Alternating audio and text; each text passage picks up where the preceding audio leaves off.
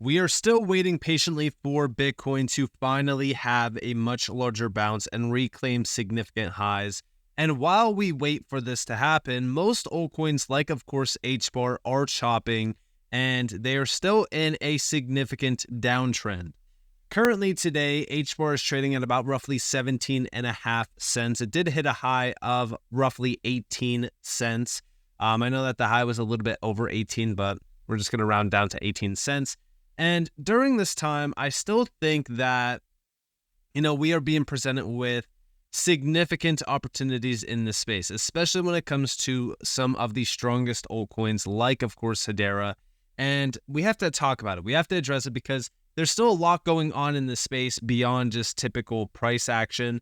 We are trying to get through this sell-off. It's going to take a little bit of time. Yes, we're going to chop. We're going to consolidate. We're going to have to wait. I know it sucks, but hey, that's the game. That's just the game that we're playing right now.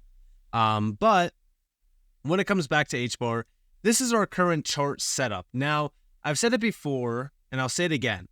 Most of these altcoin charts, when we are looking at RSI, especially on some of the higher time frame structure, we just hit some of the lowest points on these charts. And I know that we're not talking just about price action. We're talking about the indicators. The indicators are telling us that most of these altcoin charts are oversold. They are getting overcooked. And it's at a time where we are still in a nice, strong uptrend on HBAR, and we are just waiting for something to happen. Now, the key thing to watch for when it comes to HBAR is flipping this blue zone. And at that point, right, we're talking about, 18.5 to like 21.5 cents.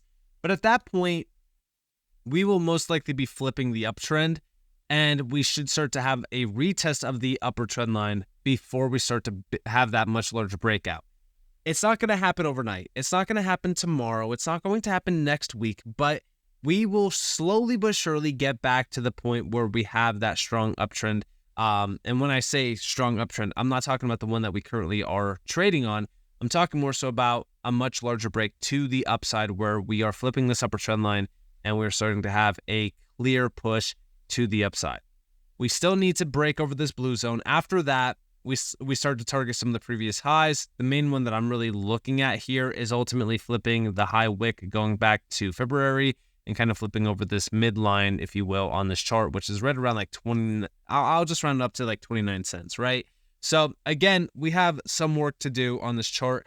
However, RSI is telling us that, this chart for the most part should be bottomed out. I would be very surprised if we start to have a much larger crash on the HBAR chart down below some of these previous lows. At that point, I would say structure is broken and we should flip bearish on HBAR.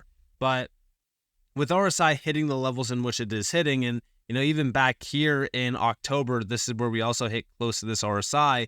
I feel like we are at the point where we could say that this chart should be bottomed out here. Now, the question here is, will we bottom out? Because should and is are two completely different scenarios.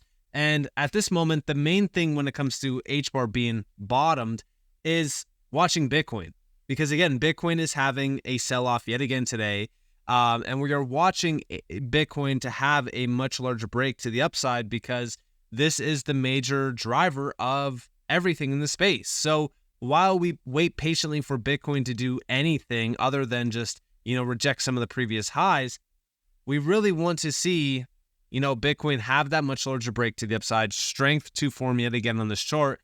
That way we could feel more confident about altcoins like HBAR during this time. So again, main thing to focus on here is if we do start to flip some of the key highs, very good. Pretty big confirmation, in my opinion, of us being bottomed. But right now, main thing to focus on and be very cautious of when it comes to HBAR and a lot of altcoins is just losing some of these previous lows.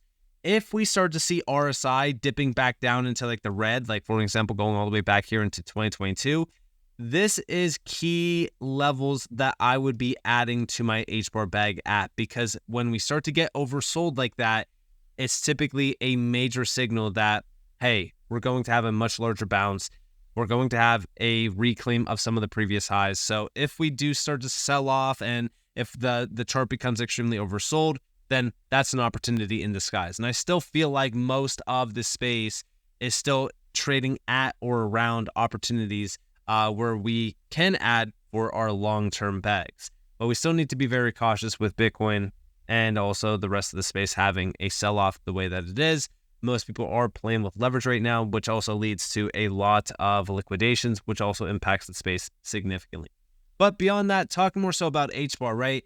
Looking at the markets, we are listed on over 161 platforms. We have over 160 plus pairs, and we constantly are seeing more updates around the space where altcoins are getting added to additional exchanges. Like, for example, HBAR getting added to Edge X Exchange. Now, this is not a massive platform. When we're talking about this exchange, they have 27,000 followers. It's not like, hey, Coinbase is listing HBAR or anything like that, which, by the way, yes, Coinbase already did list HBAR, but just using that as an example. But again, we are starting to see more market expansion for some of these great altcoins like HBAR, which is very good to see. And again, it's just good for volume and more, access to HBAR. So very good update here. Also, beyond that, talking more so about the strength of some of these altcoins and why they're still very good opportunities, even when we start to see Bitcoin having a much larger sell-off or maybe even pulling back a little bit, and we start to see the price chart of some of these altcoins, dropping a little bit more as well. The main thing that I'm looking at here is just how the performance of last month was across the board for some of these platforms. And when we are looking at things like this from the Hedera Foundation, we have on Hedera, September was a busy month. Tokenized stocks with Swarm Markets, Stargate Finance launched Wrapped Ethereum, Lloyds Bank and Aberdeen led a UK first and well beyond. And this is a big update. We have network by numbers, 246 plus 30-day active dev accounts, 88% increase around SushiSwap Q3 trading volume, 2 million plus total Thrive project transactions, and then also API relays processed 10 million plus. So again, that's a very interesting one to look at because that means that there's building happening. And I wonder what's going to be happening here in terms of, major growth, major building, and just what happens next. Because again, we already know that there's been a lot of great announcements happening around the ecosystem with projects launching on Hedera, projects building on Hedera, and also integrations as well. So I'm definitely watching this closely, and I'm going to see what happens here with, some of these API relays and what they really are going to lead to. But this is showing us a clear confirmation that there's a lot of dev activity and building happening behind the scenes. Now, we have over here from Hedera Foundation specifically, so we can see a few things that were launched, like, for example, the key highlights. Stargate brings Wrapped Ethereum to Hedera DeFi, which we talked about. We talked about SushiSwap as well. Dead Pixels Ghost Club laps the NFT field, UK's first RWA deployment using Hedera, and then also HGraph reps Hedera at Georgetown. So the first one here with Wrapped Ethereum, this is definitely a big one. This is made possible by Stargate Finance's bridge. And when it comes to Wrapped Ethereum coming to some of these platforms, it opens up the door for a lot of things around DeFi use cases, more users coming to the network, just overall great expansion for DeFi itself. Beyond that, the network by numbers, we talked about it, right? Dev activity has been surging. This is because, again, a lot of the recent events, there's been a lot of great hackathons and things like that happening around Hedera. So that could definitely be a big key driver of this. But then also developers want to build on networks that are extremely efficient. And of course, Hedera is one of the best ones out there to build on. Then we also saw SushiSwap posted breakout Q3 numbers.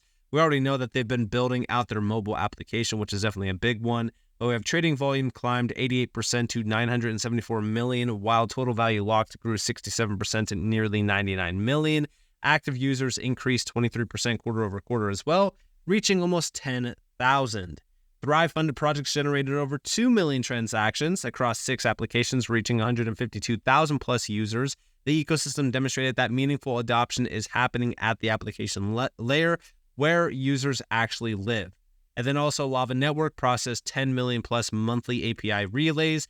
The decentralized RPC infrastructure achieved milestone approval for expanded access, providing developers with reliable performant connectivity to the network. And again, that's why those API relays are so important, is because it is all based around dev activity. So with 10 million plus hitting the network around Lava Network, that's very interesting to see.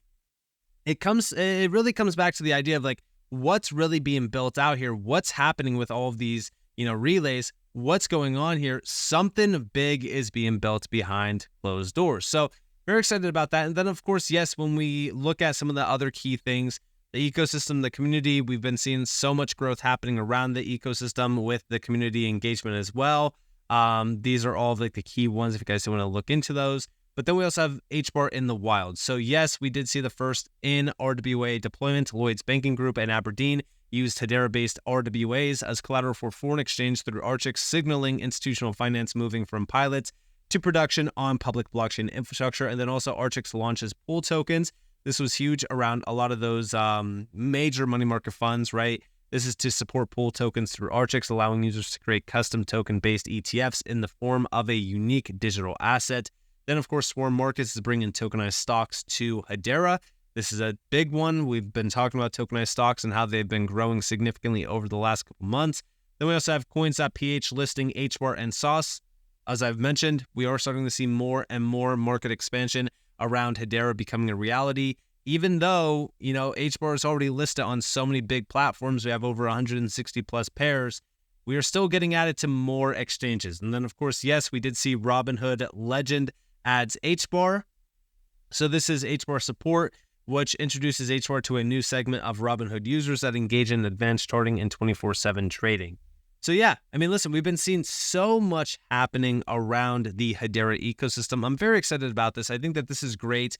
And again, it goes back to the whole idea of, during this time where you have the market being extremely volatile, you're starting to see these major wicks across the board for crypto.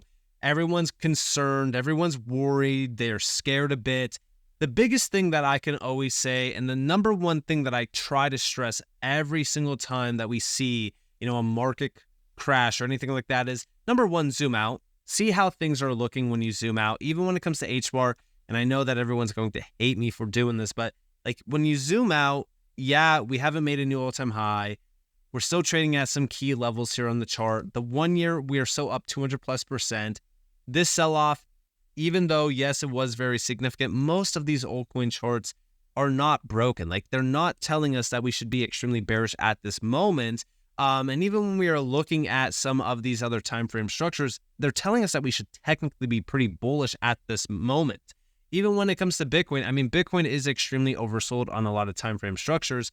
And I just feel like during this time, it's extremely important to focus on fundamentals. I know that a lot of people think that fundamentals don't matter at all. I just made a post regarding this on X just recently, and I said fundamentals around projects like all of these ones, including, of course, HBAR and many others, are pumping like crazy lately, but their prices are dumping. This is something so crucial to focus on, especially right now, because fundamentals will lead to value creation and demand.